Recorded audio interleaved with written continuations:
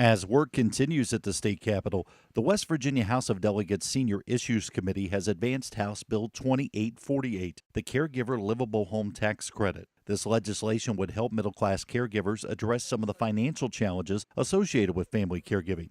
AARP West Virginia State Director Gaylene Miller was joined by volunteer members of AARP's Capital Advocacy Team when she spoke before the committee March 16th, thanking committee members for advancing this critical legislation.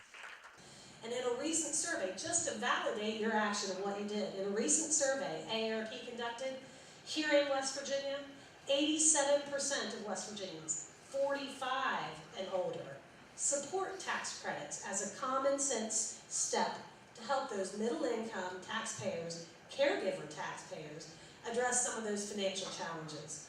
Caregivers play a vital role for patients all over the state, and it certainly saves money for the budget. You know, we're doing what we can to support them. We've passed a number of bills in the past couple of years.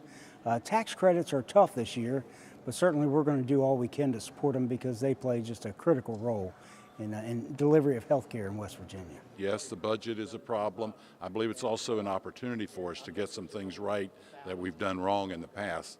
But while we're doing that, we ought to look at some of these tax credits. We have a companion bill for this too that offers a tax credit to people with disabilities who have to make alterations to their homes. This bill is much like that, and I think they both are well-intentioned, and I hope we can move them along in the Senate Finance.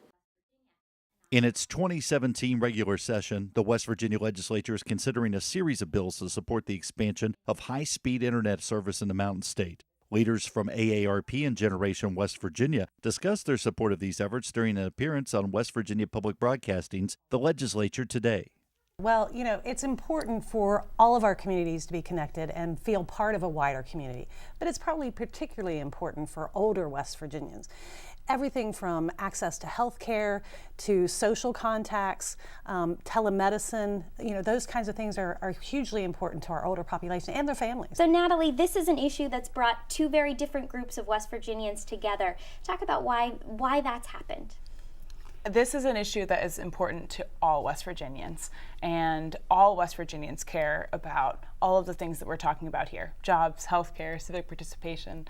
And so this was an amazing partnership and an opportunity to work together on something that all of our membership cares about. On the session's 45th day on March 24th, lawmakers in the West Virginia House of Delegates took action on a key piece of broadband legislation, House Bill 3093. Committee substitute for House Bill 3093, establishing broadband enhancement and expansion policies. This is an important move forward for West Virginia. It brings us, I hope, closer to being more attractive for business to be here.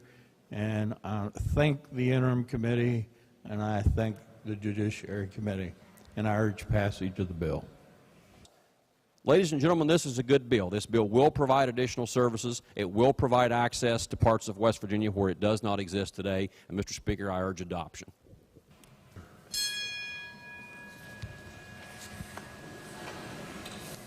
Has every member voted? If so, the clerk will close the machine and ascertain the result. On this question, 97 ayes, 2 nays, 1 member absent not voting. Majority of members present having voted in the affirmative, I declare the bill passed. For the latest updates from the state capitol, follow us on Facebook at AARP West Virginia, on Twitter at AARP WV, and online at aarp.org/WV. For AARP West Virginia, I'm Tom Hunter.